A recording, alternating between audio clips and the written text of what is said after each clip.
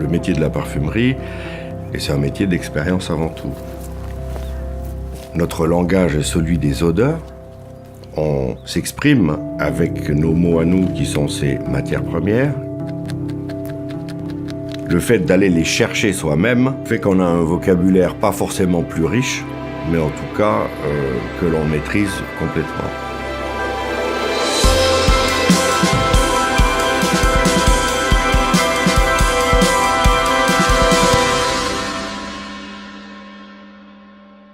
La Calabre, je la connaissais pas. C'est un bout d'Italie absolument délicieux, qui a plusieurs orientations, plusieurs vents et plusieurs microclimats. La bergamote en particulier pousse là. Il bergamotto, per tutti questi motivi, è anche stato definito in passato e anche recentemente l'oro verde della Calabria. Ma io lo chiamo meglio l'agrume che identifica nel mondo la Calabria.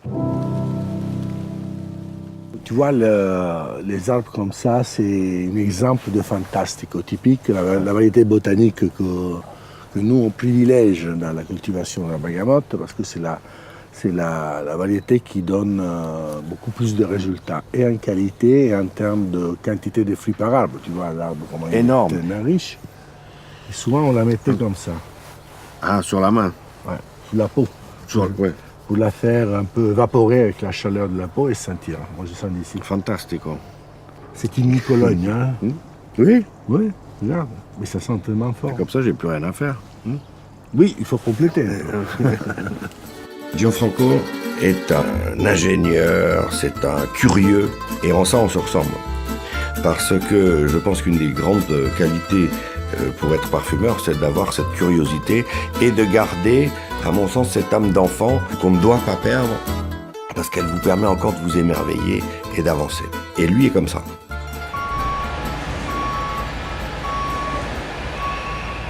L'estrazione dell'essenza è meccanica, a freddo, si grattugia la buccia del bergamotto, viene fuori l'essenza, c'è un getto d'acqua che preleva questa essenza, ne fa un'emulsione acqua e olio che viene prima filtrata e poi separata con le centrifughe.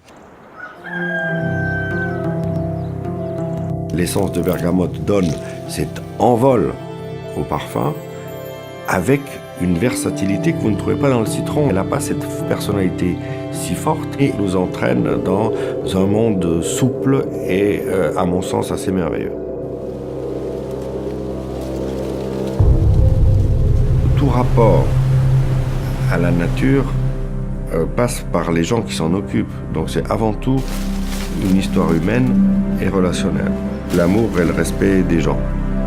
Sans ça, on ne fait rien.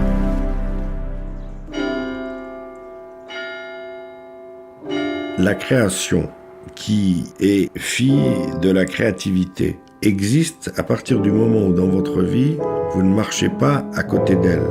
Vous ne pouvez pas oublier un moment que vous avez vécu de façon consciente.